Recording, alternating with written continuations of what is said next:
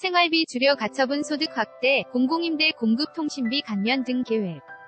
재정 늘려 복지 서비스 확장 추진. 문재인 대통령이 3일 오전 청와대에서 열린 국무회의에 앞서 열린 차담회에서 국무위원들과 얘기를 나누고 있다. 왼쪽부터 박능우 보건복지부 장관, 김영춘 해양수산부 장관, 김상곤 부총리 겸 교육부 장관, 문 대통령, 박원순 서울시장, 이낙연 국무총리, 유영민 과학기술정보통신부 장관, 연합뉴스. 문재인 정부가 소득주도성장에 무게추를 최저임금 인상에서 생활비 절감과 재정 확장 정책으로 옮겨가고 있다. 가파른 최저임금 인상 여파로 고용절벽과 소득 불평등이 커졌다는 비판이 확산되자 국민이 체감할 수 있는 성과로 승부를 보겠다는 것이다. 청와대 핵심 관계자는 5일 소득주도성장에서 국민소득을 늘리는 공약들은 대부분 이뤄졌다며 앞으로는 지출을 줄여 가처분 소득을 늘리는 방향에 집중할 것이라고 밝혔다. 지금까지 최저임금 인상, 비정규직 정규직화 등을 통해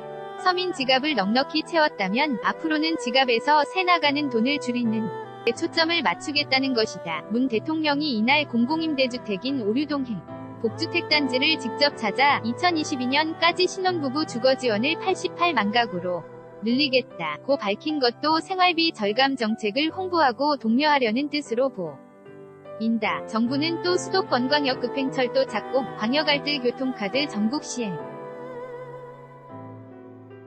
광역버스 노선 추가 등 교통비 인하 정책과 저소득층 통신요금 경감, 공공 와이파이 확대, 휴대폰 가격 투명화 등 통신비 인하 정책을 계획 중이다. 금융당국이 최근 은행의 대출금리 부당책정 관행을 문제 삼고 나선 것도 서민 가계를 안정시키려는 취지로 해석된다. 공공임대주택 확대, 수도권 광역급 행철도 착공 등은 모두 문 대통령의 국정운영 5개년 계획에 담긴 생활 비절감 정책의 일부다. 청와대 핵심 관계자는 흔히 최저임금 인상만을 소득주도성장이라고 생각하지만 교통, 통신, 보육 등 각종 생활비를 줄여 가처분 소득을 늘리는 것도 중요 정책 수단이라며 지금까지 전 정부에게 물려받은 가계부채, 통상 마찰, 사드 경제보복 문제의 해결에 집중했다면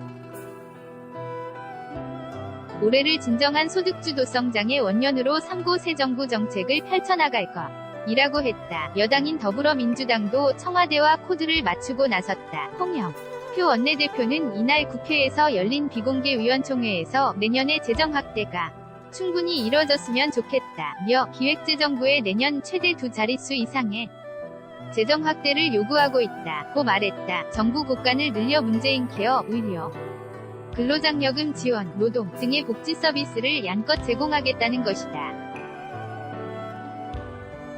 홍 원내대표는 앞서 3일 열린 원내대책회의에서는 생활비 절감을 통해 실질 소득을 높일 다양한 수단을 강구하겠다고 언급했다. 한 친문계 핵심 위원은 청년 일자리와 사회적 기업 등의 예산을 대거 투입함으로써 경기를 살리는 것이 원래 제2노믹스의 핵심 구상 중 하나라며 보수정권 위 SOC, 사회기반시설 투자와 비교되는 진보의 토건이라고 부를 수 있다고 설명했다. 소득주도성장의 무게추가 옮겨간 건 최저임금 인상이요. 필요 고용을 떨어뜨리고 소득 불평등을 키웠다는 비판과 무관치 않아 보인다.